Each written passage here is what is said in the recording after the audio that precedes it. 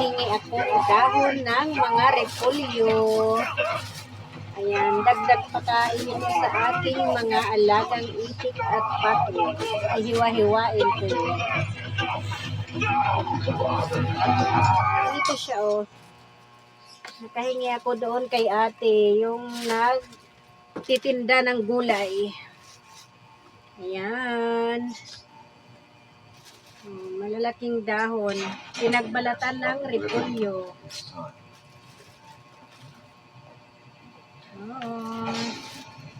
Diba? Healthy ito na pagkain ng aking alagang itik at pato. Tapos haluan ko ng feeds at saka ng sapal ng nyug. That's enough. Ayan, ito yung mga nahingi kong dahon ng repolyo. Mga pinagbalatan ng repolyo. Dagdag pagkain sa aking mga alagang itik at saka pato. Ito yan o, marami nahingi ko doon kay ate yung nagtitinda ng gulay. Kaya maraming salamat. Ito ay hihiwain ko na. Tsaga-tsaga lang sa paghiwa. Ayan. Dito ko siya ilalagay. So, ito yung gamit kong kutsilyo. Mahiwagang kutsilyo. Ayan. Hiwa-hiwain ko lang siya ng dapat pala pahaba. Hindi.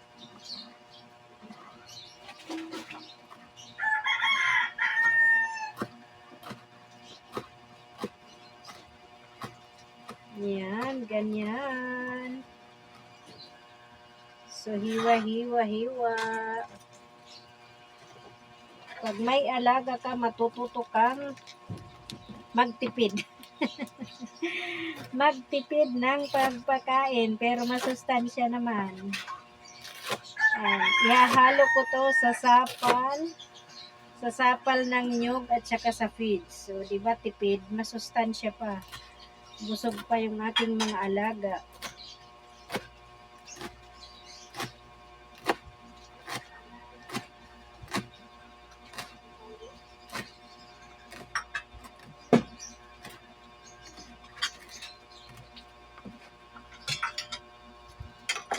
Ayan.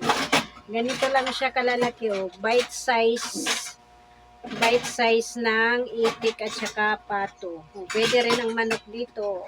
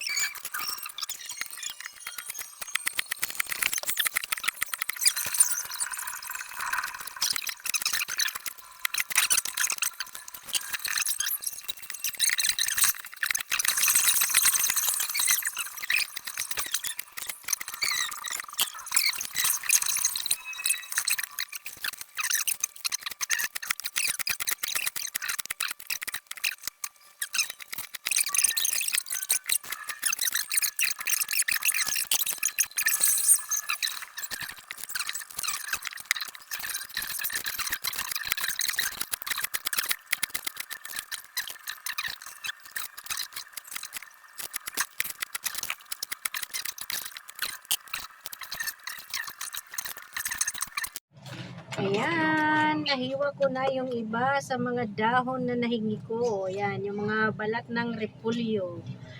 Nahiwa ko na. So marami akong nahiwa. Hindi ko naman to pwedeng ipakain lahat kasi marami. So maglalagay ako dito sa cellophane para bukas ng umaga may pampakain ako sa kanila. Hindi na ako maghihiwa. Ilalagay ko lang ito sa ref para hindi siya masira.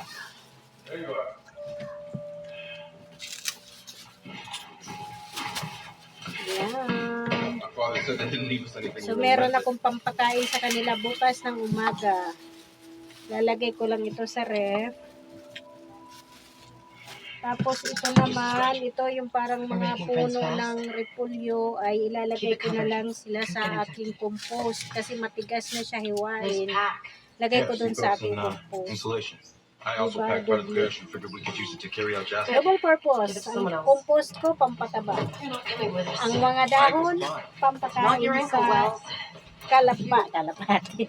Sa itik at pato. I'm gonna help Clark. Yan. He's right. We need him. So far, Bago ako magpakain sa aking mga alaga, ayusin ko muna itong kanilang pakainan. Gagawin ko.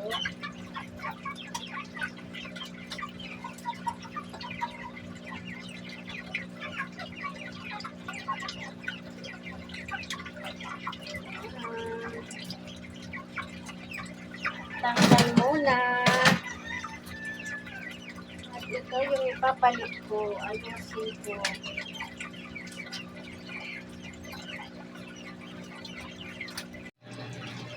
Ayan, minimix ko na ang gulay, sapal, at saka yung feeds.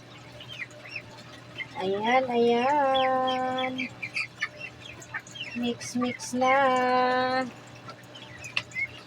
Ready na ito sa pagpakain.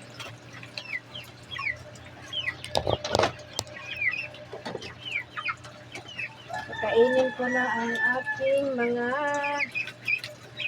ayan. Ang itik.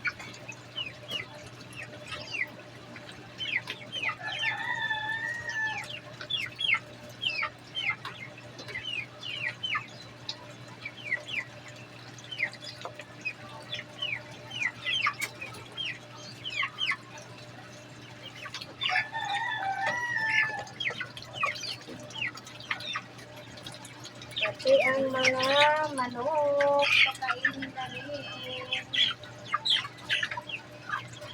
Pati ang pato.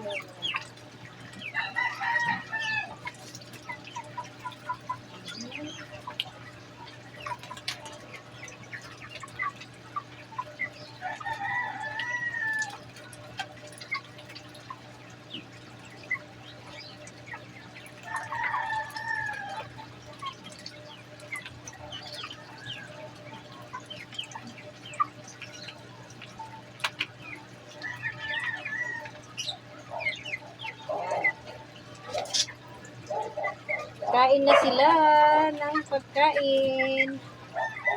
Itong itik o, mga aligaga. Itong mga itik, mga aligaga. Ayan, bigyan ko sila ng pagkain.